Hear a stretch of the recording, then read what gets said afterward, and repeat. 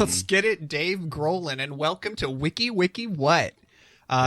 We are a random knowledge podcast where you'll probably learn something whether you like it or not. My name is Dana. I'm Chris. And I'm Jake. Oh, boy. And in this show, we... What? Did I say the wrong name? No, it's good. There's just a little bit of a pause. Every episode you get a little bit more excited, and I am happy about it. Well, you see, the show format guide has an exclamation mark after. That's what it is. Mine doesn't.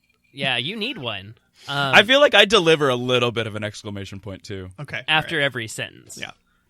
So the premise of the show is that we choose random Wikipedia articles that all start with the same letter.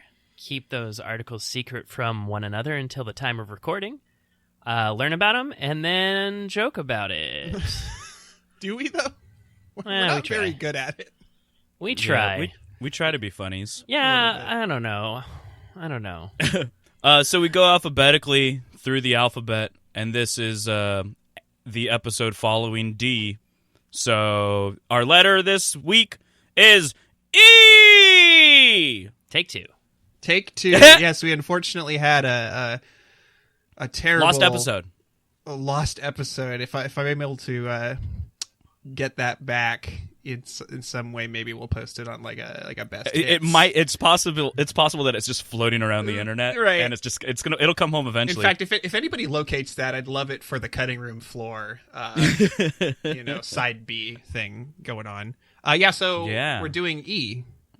Yep, so let's we'll all go through, we'll give a little teaser of what our article is kind of about, and then we'll vote and see who goes first. That's true. I think, Chris, you should go first. It's happened. Flippy floppy. Flippy floppy, that's what they used to call me in high school. No, they didn't. So, let me see. Mine is...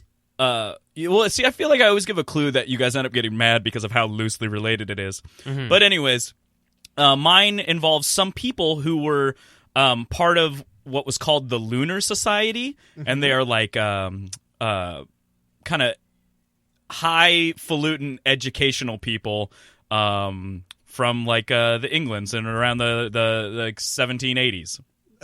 We like to choose those kind of topics, don't we? Apparently. Why was that the best period in history? Okay, that sounds cool. Bifocals. Yeah. That's why. Should I go next? Yeah. All right, my hint is I want to speak to your manager. Ooh. Okay. Does suburban housewife start with an E? No. Only in Jake? Man, I really need to prepare my clues ahead of time. Mine are always really boring, and you guys are like, I don't want to listen to that. So mine is an American multinational corporation and e-commerce company. I feel like I know what it is. Yeah, you probably do. Oh, I think I know what it is, too. It's a real They good like one. made movies and stuff about this. When I was researching it, I had to stop and laugh a couple of times. So yeah. All right. All right, so who should go first? What do we want? I'm happy for Enron to go first. It's not Enron. Oh, shit. Then I'm even more excited. All right. Shall I go? Yeah. Yes. Yeah. Well, you guys didn't say anything.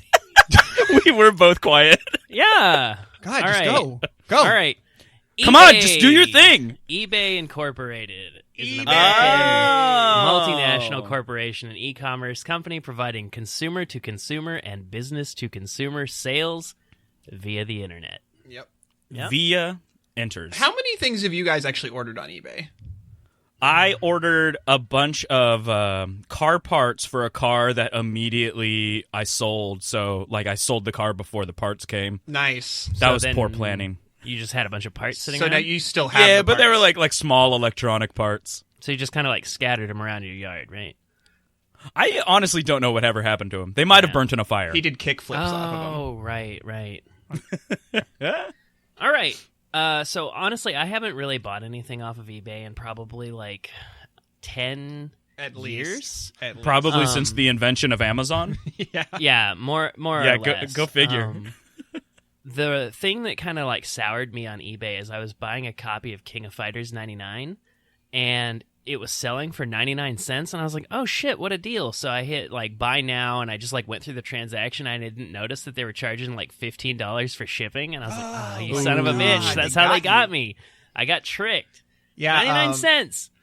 Gotcha. I don't remember the last thing I actually bought on eBay, but for 2012, the Christmas of 2012, my fiance Stephanie got me a box of 120 neckties. Do you remember that year? Yeah, it was Tie 2012. Oh, yeah. Tie 2012. So actually, it 2012. was the Christmas of 2011 because she was prepping me. Okay. Because I was doing a New Year's resolution where I wear a tie every day of 2012, and it was called Tie 2012. Yeah, you do those weird things. You I did. did that You were thing. really miserable by like June. Yeah, it was awful. That has to be unfortunate at the beach. Terry cloth tie. Terry cloth tie. Oh, nice. Yeah. Anyway, go ahead, Jake. Okay, so eBay was founded in 1995 by Pierre Omidyar and is headquartered in San Jose, California, and it was originally called AuctionWeb. So that was his private website. He just made it to test some stuff out and sell some things locally. But they changed their company name officially from AuctionWeb to eBay in September 1997. The site was originally owned by the founder's consulting firm, which was called Echo Bay Technology Group. And he wanted to name the site echobay.com, but the domain was already owned by Echo Bay Mines, which is a gold mining company, so he shortened it to ebay.com. Huh. I thought eBay was somebody looking into the future, and they were trying to lock down a website for an electronic Beyonce. That joke was a long walk. That was pity laughter, I think. No, that was genuine. All right, so Continue. you always hear the story, like one of the first items sold on eBay was a broken laser pointer. I did not hear this story. I'm excited. That's adorable. Well, I frequent a lot of sites where we talk about the origin of eBay, so I hear it a lot. Originofebay.com/howdidithappen.html. Yeah. So one of the first things was a broken laser pointer, and it sold for $14.83. So surprised that somebody was like buying it, Omidyar contacted the bidder, and he's like, this thing's broken, right? And the guy goes, yeah, I collect broken laser pointers. Which is a weird thing to collect. Yeah. So in 1997, eBay's PR manager fabricated a story saying that eBay itself was founded to help the founder's fiance trade Pez dispensers to like generate media buzz and stuff, and it was not true at all. They just totally made it up. PezConnection.com. Pez Connection. So eBay is a large company. It's been a large company for 20 years. And it made a lot of acquisitions over the last 20 years, mostly buying out other online auction sites. Right. Nice. But there's some other stuff in there that kind of surprised me. Some of the things they bought were like upforsale.com and half.com and Internet Auction Co. and like rent.com and stuff like that. But they bought the website for the musical Rent? Yeah. No day but eBay. Okay. All right. I'm sorry. Musical theater it's joke. cool. They also own 25% of Craigslist, which is What? not. Yeah. Also StubHub. They owned Skype for like 10 years. Wow. They own Meetup.com. Nice. Right. Stuff like Wait, that. is Meetup.com the one that keeps telling me about all these hot singles in my area? I don't know. Let me Google it real quick. I feel like let's nothing see. bad's Pull up gonna happen. Meetup.com. All right, hold on. Let's see what we get when we Google this bad boy. It's just find your people. You can just find people. Right now, the top picture on meetup.com, it looks like Jessica Alba. No, it's a bunch of people holding pugs. It looks like maybe it was like a pug owner meetup. So What's happening? I'm definitely that's registering so much better for than this I website. originally. There you go. Yeah. So Okay. that's that. Whatever, right? That's the past of eBay. That's the stuff I don't really care about. The next stuff is what I actually cared about. So Here we go. Let's see. In its earliest days, eBay was like mostly unregulated. However, as the site grew, it became necessary to restrict or prohibit auctions for various items. And yeah. I think I know where you're going. Yeah, I've got a lot of lists. I was gonna say there's a lot of weird things. Let Yeah. him proceed. Okay. Yeah. So, as you know, I love doing lists when I do this show. So I've got a list of 100 restricted categories. Oh, Jesus. No, I'm just kidding. There are over 100 categories, but I only wrote down like the funny stuff. Okay, good. Yeah. And the stuff that you might not know about. So, alcohol, tobacco, and drugs you can't sell. You can't sell drug paraphernalia, but you can sell tobacco and alcohol paraphernalia. Huh. So Okay. All right. Right. So you can't sell items that glorify hatred, violence, racial intolerance, or promote organizations with such views. So Right. as such, Nazi paraphernalia is banned unless it happens to be mail or stamps or something, because they Like want to make it really historical easy documents. for stamp collectors to get Nazi stamps. Sure. You can't sell bootleg recordings of stuff. You can't sell firearms or ammunition. You cannot sell military hardware, such as working weapons or explosives, with the exception of demilitarized vehicles. So, for example, there was an FA-18 Hornet fighter jet that was listed on eBay for a starting bid of $1 million, and it had a buy it now price of $9 million. But the seller was kind of a dummy and warned all the people who were trying to buy it that maintenance would cost like $40,000 a month, because it turns out that it's really expensive to maintain a fighter jet. Go figure. Right. Yeah, the FBI. How old was the fighter jet? I don't know, some number of years. Thank Makes you. sense. Thank you very That's much. fair. Yeah. But the FBI told the seller that the plane could only be sold to an American citizen living in the United States, and the plane couldn't leave U.S. airspace. So no one bought it. What are you going to do? Buy a fighter jet and not fly it around the world? Crazy. Right? Also, there was the British HMS Vengeance, which was a World War II aircraft carrier, was listed on eBay. What? But eBay was like, no, that ship has explosives on it, because it was like an artillery ship, but all the weapons were like decommissioned and stuff. So the reason wasn't that it was just a massive aircraft carrier, and that comes with its own problems, but No, the it fact had that guns had on it. It had guns, not okay. Yeah. Did they demilitarize it by just putting like big corks in every tube? Yeah. Yeah, they put big corks in it, and they spray painted on the side, not military. Yeah, a big like a Ghostbuster symbol. Yes. All right. Also, you can't trade ivory. Can't. Yeah, that makes more sense. You can't trade. No children ivory. named Avery. No children named Avery. You can't do forged, illegal, or stolen documents, such as passports, social security How about cards, that? birth certificates.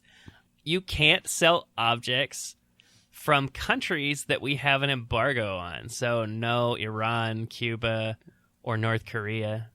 Although Right. this article might be out of date, because we lifted that I was gonna Cuba say Cuba's embargo. good now, baby. I was gonna say I don't think we have do we have like full-fledged embargoes anymore, or is it more like sanctions and stuff?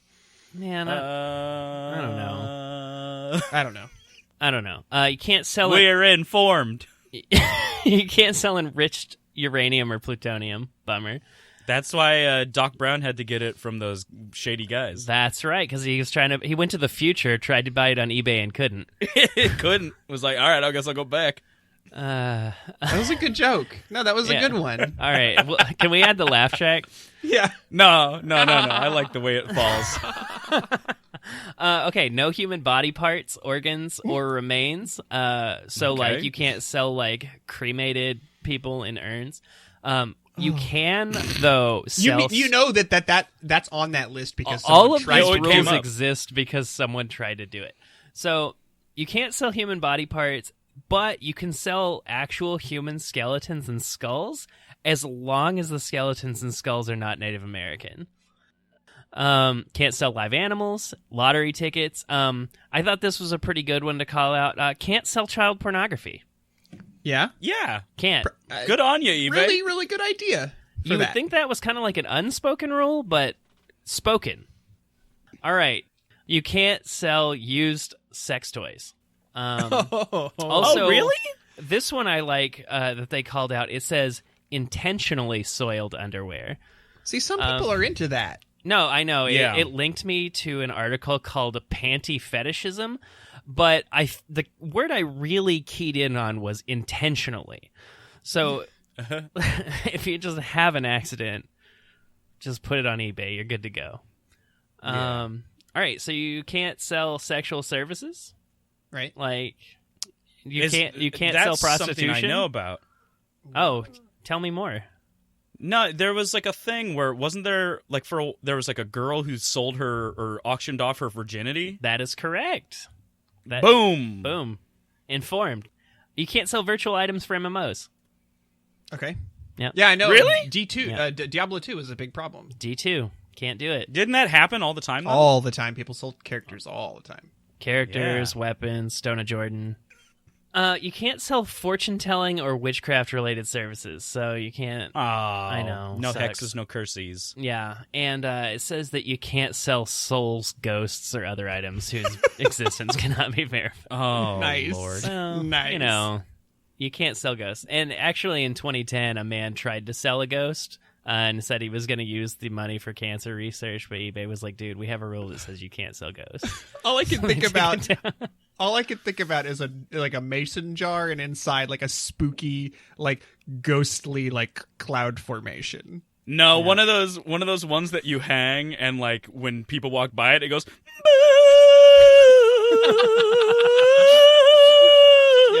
Oh God. Okay, so that's all good, right? But the thing that people think about and want to talk about is the secondary article I found called "Unusual eBay Listings." Right, 'cause that's where I want. That's the what meat this to be. is all about. That's the sizzle. All right, so Bridgeville, California, population 25, first city sold on eBay. What? Whoa. Yeah, so you can buy cities. It's been listed 3 times since its initial sale, so this town must suck. Nobody wants it. The whole town, huh? The whole town. It's only 20. Keep flipping, It's only 25 people. flipping that town. It's got a bridge though. You know. Flip that town. Original Hollywood sign sold for $450,000. Nice. That's it. Yeah. Disney sold one of their decommissioned monorails for $20,000. Nice. Again, it seems like a low ball. Right? A friend in high school, her dad was an Imagineer, and in his backyard he had a Autopia car that didn't work. Nice. And I always thought that was like the coolest thing in the world. That is the coolest thing in the world. That's a piece of history. It is. So a guy from Australia tried to sell the country of New Zealand with a starting price of 1 Australian cent, and the price rose to $3,000. eBay shut it down. That was easily some sort of insult from the Australian people to the New Yeah. Zealand people. So 2004 really was the year for eBay, right? Like All right. with the weird stuff. In 2004, a couple of teaspoons of water that were said to have been left in a cup that Elvis Presley once drank from in 1977 sold for Oh, boy. $455. I remember that. So somebody paid for 30-year-old water that allegedly Elvis Presley drank. Why was that cup left out for so long? I don't know. Now Why comes didn't that water evaporate? right. Yeah. That's the real question. There's a lot of shenanigans. Something is happening here. So I'm gonna unfortunately have to exclude the audience. This next part has some pictures in it that I just really want you guys to experience, and our audience can like look them up later. Gauge off of our reaction. All right. So in 2004, still, a single piece of Kellogg's Nutri-Grain breakfast cereal sold for $1,035 because it sort of looked like E.T. Okay. So I was like, hold on, and I looked it up, and I want you to tell me, because I was skeptical, right? But like, definitely, right? It does. It does look like E.T. I don't know if it's $1,000 worth to have a piece of cereal that sort of looks like E.T. So for the people at home, it's like if E.T. were like giving kind of like a little smile. Like, right, definitely. But, that's E.T. It's good. It's E.T. or it's Chucky melting with no nose. Right. Yeah. Okay. So again, in 2004, probably the most famous eBay sale, a partially eaten 10-year-old grilled cheese sandwich. Oh, yes.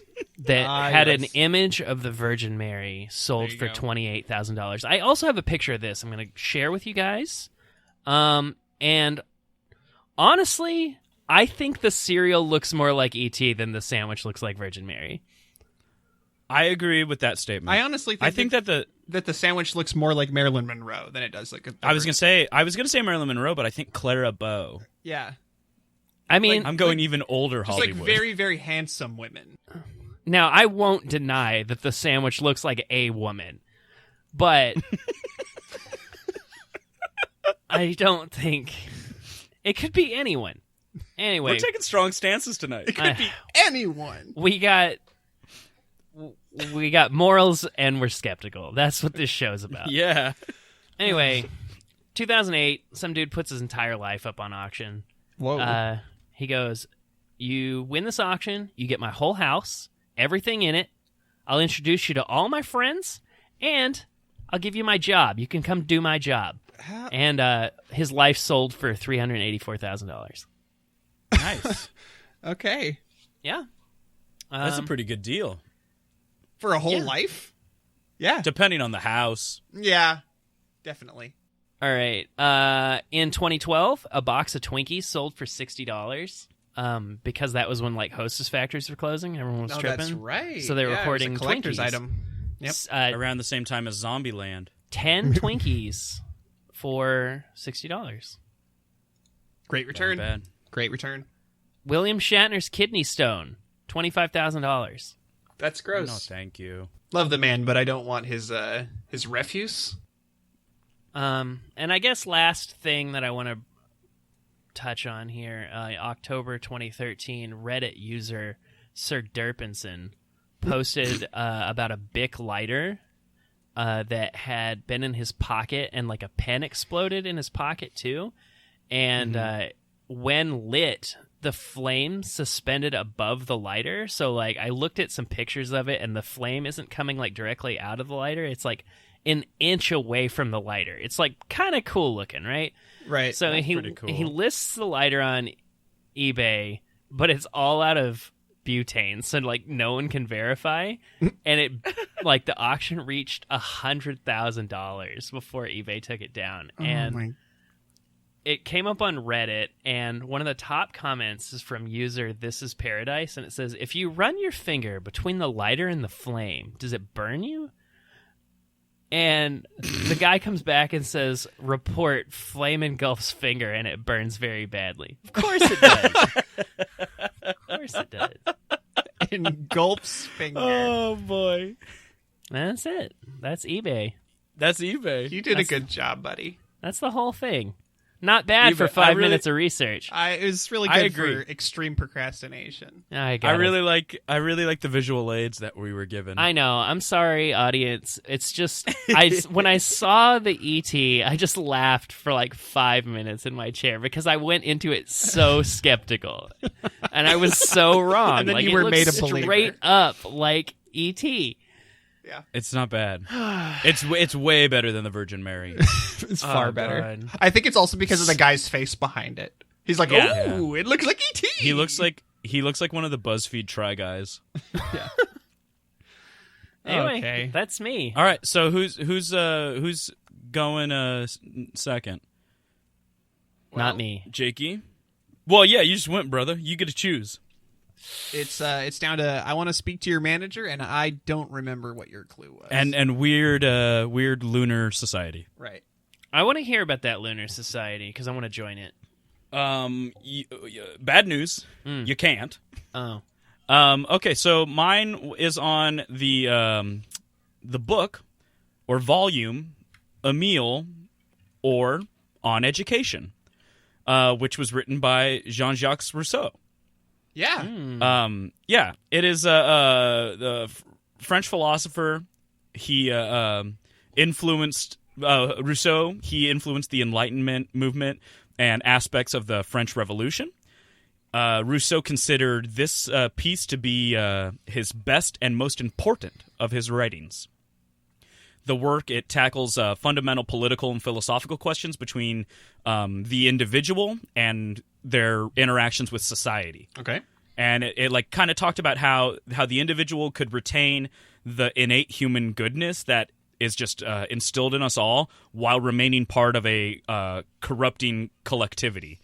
So he's kind of like shaming the way society takes away human nature. It's regarded by many as the first philosophy of education in the Western culture. Okay. And also considered the first, and I don't know how to say this word, it's German. I think it's Bildungsroman novel, which is like a coming-of-age story, because it's, as opposed to being just a philosophical writing, it's kind of in the same vein as what like Dostoevsky did with Brothers Karamazov. He put these thoughts in characters. Right. So the book, it follows the journey of Emile through his entire education. It's divided into 5 books. The first through the 3rd book are dedicated to Emile as a child. In the 4th book, it's adolescent Emile. And in the 5th book, it outlines the education of Sophie, the female counterpart of Emile, as well as Emile's domestic and civic duties. I thought you were going to say like adult Emile, and it was going to get really naughty. Well, yes and no. So book 1 is just the fundamental philosophies of like how to raise a child to conform with, or how to raise a child to conform with these philosophies. And I have a couple of quotes where Emile attempts to, the book attempts to find a way of, these are quotes from Rousseau. It attempts to find a way of resolving the contradictions between the natural man, who is all for himself, and the implications of life in a society. Rousseau also acknowledges that every society must choose between making a man of a citizen, and that the best social institutions are those that best know how to denature a man, to take his absolute existence from him in order to give him a relative one and transport him into the common unity. So it's about how successful societies kind of remove every portion of being kind of your natural self and instill new values in you, and that's what fuels the society. Right. Yeah, the societal norms start to creep in, and you become sort of a cog in the machine. The opening line of the book is, "Everything is good as it leaves the hands of the author of things. Everything degenerates in the hands of man." So it's a pretty bleak kind of ideal. In the book, he restates some of John Locke's philosophies, and John Locke actually has a thing about the program of he supported a program of hardening children's bodies against the impertinence of seasons, climates, elements, against hunger, thirst, and fatigue. Oh God. Yeah, they really wanted tough babies. It also emphasizes, Rousseau would emphasize the perils of swaddling a child and the benefits of nursing. So he was pretty divided on a lot of subjects. The second book is all about the child's first interactions with the world, the natural world. And he goes through by talking about the child should be educated not in a class setting at a younger age, but through interacting with the world and developing senses. And there's a story that he mentions in it about a child with their father, and they're flying a kite. And so the father tells the child, can you try to locate the kite just by looking at the shadow? And so the child is, without being taught how to do this, is able to recognize that the sun hits the kite, makes a shadow. So if he follows the shadow, he'll be right under the kite. And then he said, okay, now reel the kite in, and I want you to smell the kite. And then I want you to lick the kite. What? You're talking about the senses. Yes, not taste. Why not involved? But just roll it all into one. Like, just do it all. Take do it care all. of all of them at the same time. Look at this kite. Smell this kite. Touch this kite. Touch it. Hear it. This the idea of letting a child kind of experience the world and learn from their senses is some people consider it a precursor to the Montessori method of like teaching children. Oh, okay. Yep. The third book is about kind of concerning trade and the child's relation to it, and he said that a child should learn a manual skill that's appropriate to the gender, age, and the inclinations of the child, and should be taught by a worthy role model. Now, I so it's kind of an agree with apprenticeship. that. How do you determine the inclination of a child? You know, there's like indoor kids and outdoor kids. All right. Like, yeah, like today, you'd be like, yeah, no, this kid should learn science, and this kid should start building stuff. This kid should learn how to be an actual Smash Brother. Exactly. I mean, there are a lot of places in the world where when you go to high school, you kind of have to choose what profession you think you're going to go into, like when you're like 14, and then you start That's taking those the classes. new movement. They actually have opened up a new high school in Long Beach where it is a trade school. So when the kids graduate, they're graduating with a certificate as well. That's pretty Man, good. I kind of wish It makes that a lot I'd of done sense. that. Way to go. Yeah. So the fourth book is kind of it's a very provocative one, because there's a section in it called, what is the section called? Sorry, I need to look. Provocative Emile, a precursor. No, well, anyways, okay, so it's about teenage Emile, and Rousseau believed that only as a teenager is a human able to finally understand complex emotions, and particularly sympathy. So what he's always said was that you should withhold religion from children, and they shouldn't know about it until they're at least 15 or 16. So they can make their own Because decision? Yeah, it's because a child can't understand the idea of a soul till it's at least 15 or 16. And there's a quote where he says, it's a lesser evil to be unaware of the divinity than to offend it. So the idea of letting a child kind of develop their own sense of Faith. import. Right. Exactly. And then you kind of offer them this. He also said that we have an active and thinking being. It remains for us, in order to complete the man, only to make a loving and feeling being, that is to say, to perfect reason by sentiment. So it was about kind of how you have to teach them to care for themselves before they can start caring for others. The fifth book... That's a good moral. Yeah, the fifth book is a little bit of kind of where it goes crazy bones, because they all of a sudden they introduce this female character who is to be Emile's wife, and in this one they like try to it focuses on how to train a woman to be a good wife, and I have a couple quotes from this as well where. In what we have in common, they are equal. Where they differ, they are not comparable. A perfect woman and a perfect man ought not to resemble each other in mind any more than in looks, and perfection is not susceptible of more or less. In the union of the sexes, each contributes equally to the common aim, but not in the same way. From this diversity arises the first assignable difference in the moral relations of the two sexes, which in itself is not a horrible statement to make. It's saying that like the strengths they complement each other, and that's what can create, a good being. But then he goes on and says, everything man and women have in common belongs to the species, and everything which distinguishes them belongs to the sex. And on women, he says, women should be passive and weak, put up little resistance, and are made specially to please man. Ouch. He as well does say that man ought to please her in return, and the dominance of man as a function of the sole fact of his strength, and that natural law should reside before the law of love. Okay. So, Rousseau. It's almost like you didn't read the first 4 chapters of the book. Yeah. So he kind of like, he goes on and he talks about Emile and politics and how he kind of, at that point, you're a developed person and you should start thinking about what you can do for your community to improve. He also, around the same time, wrote The Social Contract, which a lot of not parliamentary, but like constitutions have a lot of influence from The Social Contract. But there are some contemporary women at the time who actually said Mary Wollstonecraft, which is a baller name. That's really she awesome. said, yeah, anima diversions on some of the writers who have rendered women objects of pity bordering on contempt, where she just says that like it's just they don't see women as humans in that regard. This is also so in that fourth section where they talk about adding religion into a child's life, there's a section in it that's called the profession of faith of the Savoyard vicar.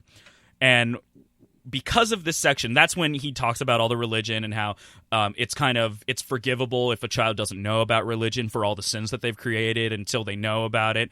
Then they're able to ask for forgiveness. Because of that section, the book was actually banned in Paris and Geneva, and the year it was released, they were already burning it. Wow. So there was a lot of kind of stuff that went poorly with it, but it was an influential book, and it kind of influenced a lot of people. Some other contemporaries at the time, Voltaire, actually said of the book that it is a hodgepodge of silly wet nurse in 4 volumes, with 40 pages against Christianity, amongst the boldest ever known. He says, as many hurtful things against the philosophers as against Jesus Christ, but the philosophers will be more indulgent than the priests. Voltaire also said, 50 good pages. It is regrettable that they should have been written by such a knave. Mm-hmm. So people be slamming him at the same time. And then in 1787, which is about 20 years after the book came out, Goethe said, Emile and its sentiments had a universal influence on the cultivated mind. And this was after a lot of revolutions started happening, and people started really leaning on these teachings to reform their societies. Yeah. So that's what I have on Emile. But now I'm going to talk about a man named Thomas Day, who was a British kind of intellectual. Okay.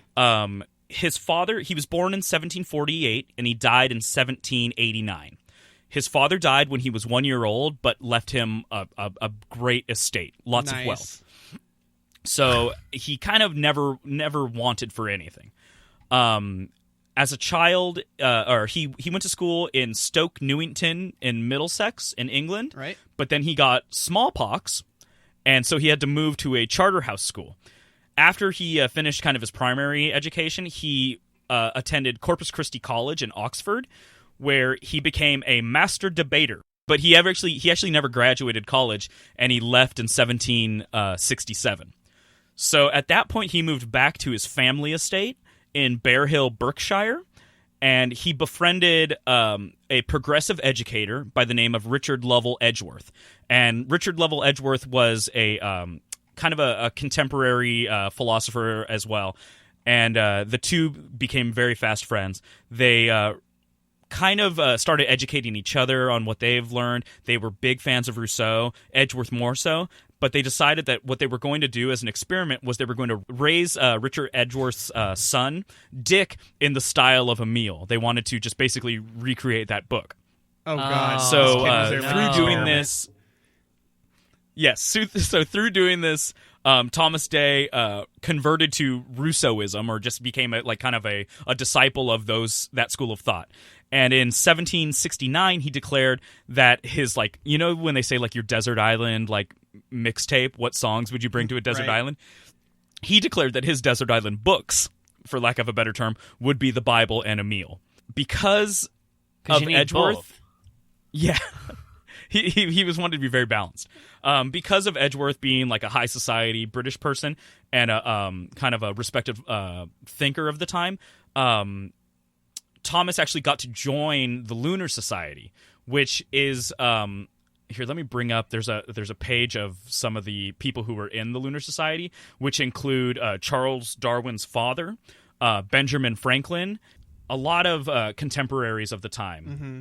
They were called the Lunar Society because they would meet every full moon because the extra light society? made their... It was, yeah. It was a learned society of prominent figures. And it started in... where did it start? In 1765, and has existed, and it's kind of just known through correspondence and stuff, all the way up until 1813. Wow. But they were first called the Lunar Circle, then the Lunar Society. They were formed by a bunch of... knowledgeable people. So yeah, there's where's some good names on here? Ben Franklin, John Whitehurst, William Weathering, the 7th Duke of Challoons. Probably saying that wrong. Probably. But it was, a lot of Duke of Challoons. Respected and well-educated people. So that was kind of a little bit of prestige that he got. So after Thomas and Richard, they kept educating Dick. After that, education was done.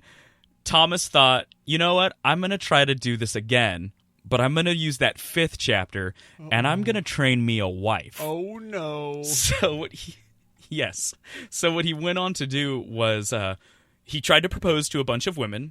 He was just turned down by all of them. And one of the women was actually one of the people from the Lunar Society. So she was, a educated woman and a contemporary. She turned him down. And she actually ended up, the funny thing is, ended up marrying Dick Edgeworth, who was the child who was educated by Thomas and his father. So that's kind of a weird little thing. So he, not a man to be put down by his failings, he decided, this is what I'm going to do. I'm going to adopt 2 young girls. He adopted 2 of them because 2 would ensure that one of them would work out. Oh, no. So he adopted what were called foundlings from the orphanage. Oh, no. Oh. So he planned on using Rousseau's maxims to educate them to be the perfect wife. He adopted a 12-year-old and an 11-year-old girl. He named the girls, the first girl was named Sabrina Sidney, and the second one was named Lucreta. He took them to France to educate them in isolation. It immediately said after that, the girls became... I'm getting bad vibes from this. Don't worry about it too much. He gets his comeuppance. So the girls became ill and quarreled, was the next line after that. So they didn't get along. He obviously did not know how to take good care of them. Later on, he decided to give up on Lucreta, and he released her from her bonds of servitude, saying that she could not satisfy him intellectually. And he felt that Sabrina still had was still possible that she could be the perfect wife, but her character had to be strengthened. What he did was there's actually some interesting stuff about her where the way that he tried to educate them was for lack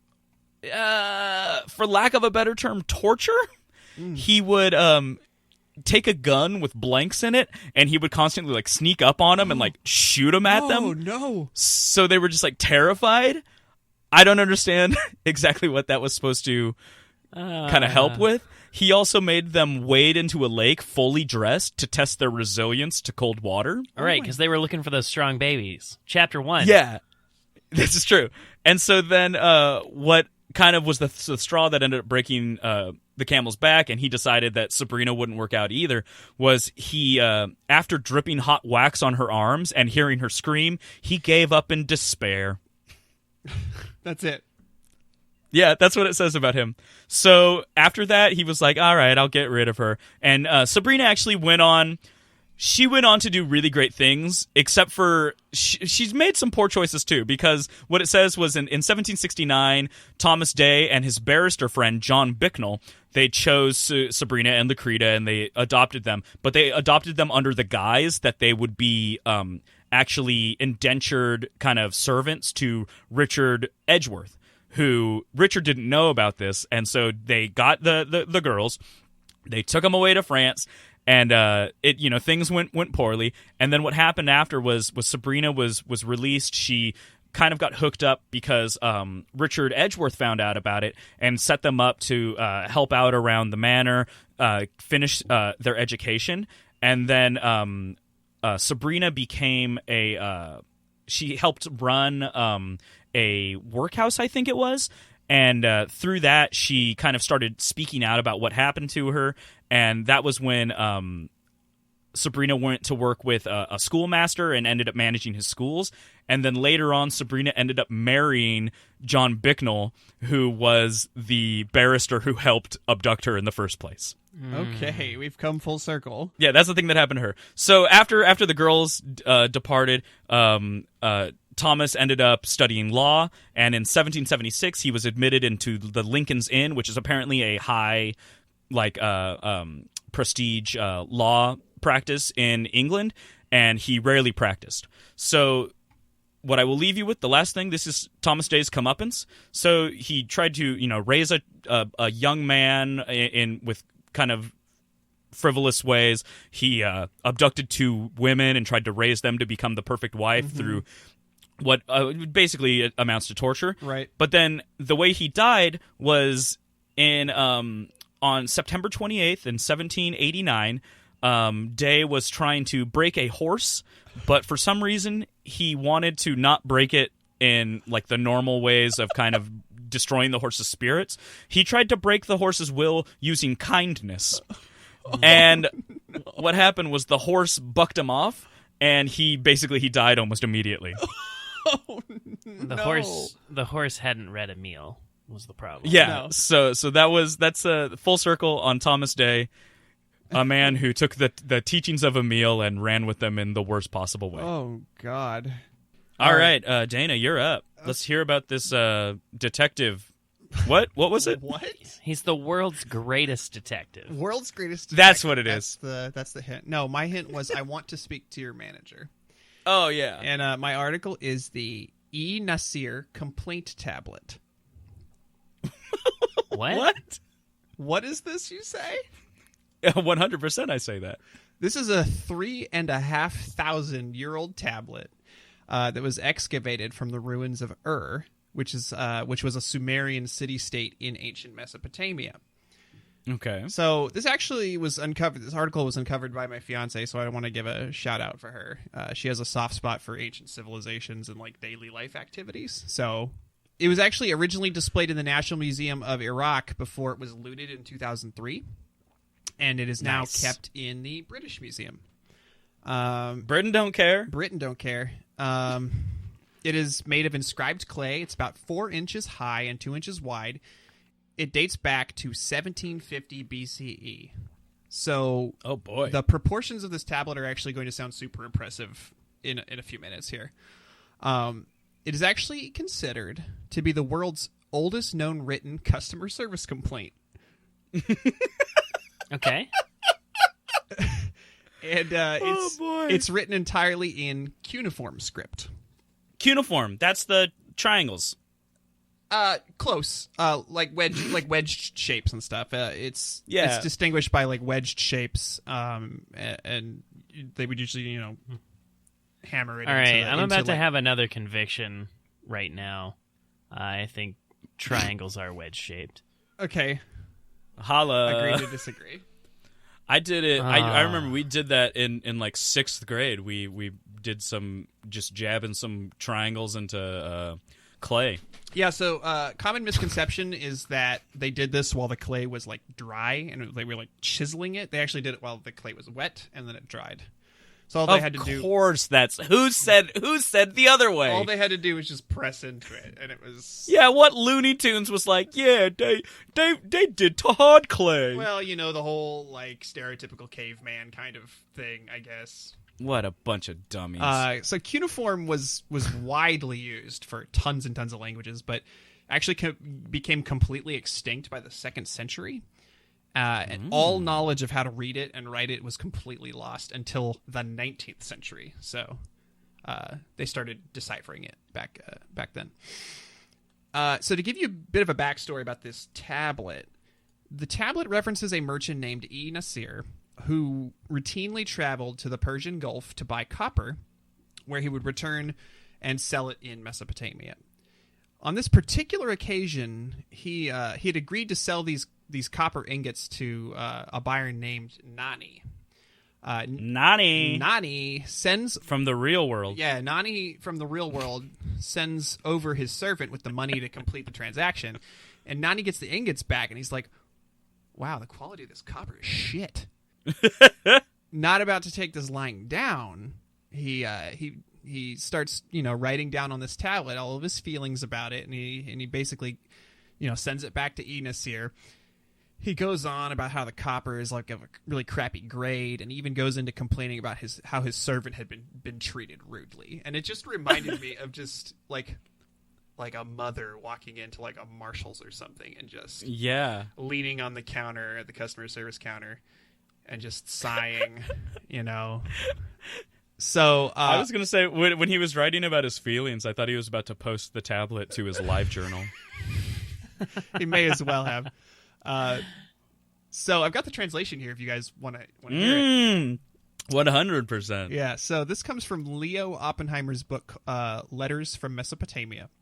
And this is what the tablet said. And this is the most accurate deciphering we have of it. Tell E. Nasir, Nani sends the following message.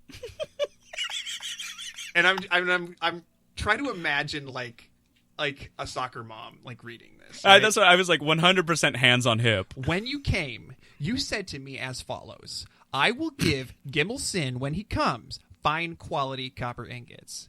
You left then, but you did not do what you promised me. You put ingots, which were not good, before my messenger, Sitsin, and said, if you want to take them, take them. If you do not want to take them, go away. Nice. What? Nasir's a badass. What do you take me for that you treat somebody like me with such contempt? I have sent as messengers gentlemen like ourselves to collect the bag with my money. But you have treated me with contempt by sending them back to me empty-handed several times, and that through enemy territory. Is there anyone among the merchants who trade with Telmoon who has treated me in this way? You alone treat my messenger with contempt? On account of that one trifling of silver which I owe you, you feel free to speak in such a way, while I have given to the palace on your behalf 1,080 pounds of copper, and Umi Aboom has likewise given 1,080 pounds of copper, apart from what we both have had written on a sealed tablet to be kept in the temple of Samas. How have you treated me for that copper? You have withheld my money bag from me in enemy territory. It is now up to you to restore my money to me in full. Take cognizance that from now on I will not accept here any copper from you that is not of fine quality. I shall from now on, select and take the ingots individually in my own yard, and I shall exercise against you my right of rejection because you have treated me with such contempt. So that was the tablet. Wow, dude, he must have banged out a lot of little triangles on that thing. That was 4 inches wide. Yeah. Ooh. Yeah, really? Seriously. No. I like it. I like the I like the idea of I'm hoping that it's something like sign language where there's symbols for words, but then when you get to a name you have to spell it out. Right. And that each name that he mentioned took up so much time. Right. So that was a little bit long, right? I've actually condensed it down a bit and tried to add a little bit of a 2016 flavor to it. Ooh, hit me. This is a tweet? Is this the tweet version? Almost. It's a little bit longer than that, but all right. You ready? Ready? Listen, asshole. When we talked, you told me when Gimelson comes around, I'll give him these choice-ass copper ingots. Then you took off and you didn't do what you were promised me. Choice-ass? More like shit. Then you have the gall to say take him or leave him? What the do you take me for? I sent my dude to get a refund, and you sent it back 3 times through a war zone? No one has treated me this way before. I want my money back. And you know what? Think twice before you send me the knockoff copper, or our arrangement is done. I like it. End scene. Yep. That's all those years of acting coming into I play. Like that? No. I've trained for this moment. It's true. This is really what it was all for. So this got me super interested in other written complaints or unreasonable requests throughout history. So yes. I've got a few here that you guys might enjoy. Okay. Is one of them requesting a birth certificate from Barack Obama? No, much older than that. I've got these are from ancient history, long times ago. So the first one I have is from the medieval era, around 1420, and it has to do with this Dutch scribe guy, and he basically had this cat that came and pissed all over what he was writing, right? This really happened. I know that life. The scribe starts writing his manuscript, goes to bed, and he wakes up and he finds this huge urine stain in the blank area that he was going to continue writing in. So he's it hardened up that clay. He's forced. No, he's right. This is on parchment. He's forced to write, or he's forced to leave the rest of the page blank. But he ends up like drawing a picture of the cat, and starts like bitching about the cat with the following passage. Here is nothing missing, but a cat urinated on this during a certain night. Cursed be the pesty cat that urinated over this book during the night in Deventer, and because of it, many other cats too. And beware, that cat ruined him for cats. And beware well not to leave open books at night where cats can come. Now that is a lesson I think we can all take away. Yeah, agree to. Beware. So that was a fun one. I've got a whole bunch of graffiti here that they found on some buildings in Pompeii, which, as you know, got destroyed when Mount Vesuvius erupted way back in 79 CE. It shows that the Romans were basically like us, though a lot more interested in pooping. Nice. I don't know about that. I feel like we had a long text conversation about a certain man with an affliction on Reddit. Yeah, but we're a special case. Like, this was every Roman. Nice. Right. Okay. So I've got a nice list here. They're pretty fun. A tavern in Veracundus, Restitutus says, "Restituta, take off your tunic, please, and show us your hairy privates." Okay. That's not even like clever. Just show it to me. In the house of Cuspius Panza, the finances officer of the Emperor Nero says this food is poison. That's it? Yeah. That's some pretty weak graffiti. Don't eat here. I like the first one. The first one was more like a sweet cat call. Okay, how about this? The house of Passius Hermes.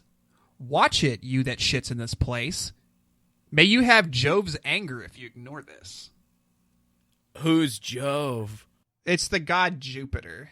Ah, man. Okay, so here's another one. Just outside of the Vesuvius Gate. Shitter, may everything turn out okay so long as you can leave this place. I really like it when I get some encouraging words in the bathroom. I just love That's also that somebody was in the middle of doing the deed and was like, hey, man, you're going to make it through this if I can. If I can leave here, you can leave here. No, wait, read it again. What was it? Shitter, may everything turn out okay so that you can leave this place. Maybe this guy was a precog and he knew that the volcano was going to go off, and this was his weird way of warning people. I feel like there should be a Doctor Who episode about this. There certainly should be. In the Basilica, this is a good one. I love how short this one is. Phalaris is a eunuch. Oh, got him, dude. He totally is. He totally is. I've heard that about him. I've heard that. Right. In the Lupinaire, I screwed a lot of girls here. Nice, dude. Is that like a dog pound? A Lupinaire? No. I'm trying to like figure all these things out. The Basilica, obviously, where you keep your basilisks. So, it was the Lupinaire was a brothel. Makes sense. Nice. Right? All right. Another one in the Basilica. Epaphra. Ooh. You are bald. Oh. Like, yikes, dude. Come on. That's when it's bad, when insults go for just like stark physical features. On the nose, like. Yeah. In the Inn of the Mule Drivers. I really like. Sure. I really like this one. We have pissed in our beds. Host, I admit that we shouldn't have done this. If you ask why, there was no bathroom. What? That was it? That's it. It was like couldn't find a bathroom, just went in my bed. Yeah. Oh, no. Like, there's anywhere else, dude. You gotta sleep there, my dude. Nah, well, like if you're doing it right when you're leaving, you're a mule driver. You got to get out of there. In the house of the centenary, in the latrine near the front door, the phrase "Secundus defecated here" was written 3 times on one wall. Yikes! How do you think he did it on 3 trips? Or like just wrote it 3 times the first time? I bet they were separates. I bet it was an issue where he wrote it and then they tried to cover it up, and then so when he went back he wrote it twice, and then they covered up both of those, and so then he went back and wrote it 3 times. And then it was too late, they gave up. That sounds like Secundus' style. Yeah. At the Herculaneum bar, the following thing was written: Apelles the Chamberlain, with Dexter, a slave of Caesar, ate here most agreeably, and had a screw at the same time. Well done. That's like Super Yelp. Multitasking. Super Yelp.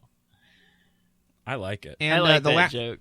The last one that I They know what they're doing. The last one that I have here was just written in a barracks, and there wasn't any elaboration on what this might have meant, whether it was some sort of euphemism or not, but it just said, "On April 19th I made bread." That's some mundane graffiti. Oh, I love it. So there you go. That's Pompeii graffiti. That's good. I like it. That's all I got. Did you have a good time? No. I had a great time. Yeah. All right, Jakey. Okay, thanks everybody for listening. Thank you for listening to our podcast. Thank you. Please like us on Facebook, follow and retweet us on Twitter at _WikiWikiWhat. Visit our website at wikiwikiwhatpodcast.com, or send us feedback or suggestions at wikiwikiwhatpodcast@gmail.com. If you want to hear a different letter, you know, wait, just a little just bit. wait. I mean, we'll get to it eventually. Yep. So we're hoping to put out one of these every 2 weeks or so. And the next time, we will be focusing on articles that start with the letter F. Yes, thank you everyone for listening. And hey, it's 3 a.m. Stop reading Wikipedia and go to bed.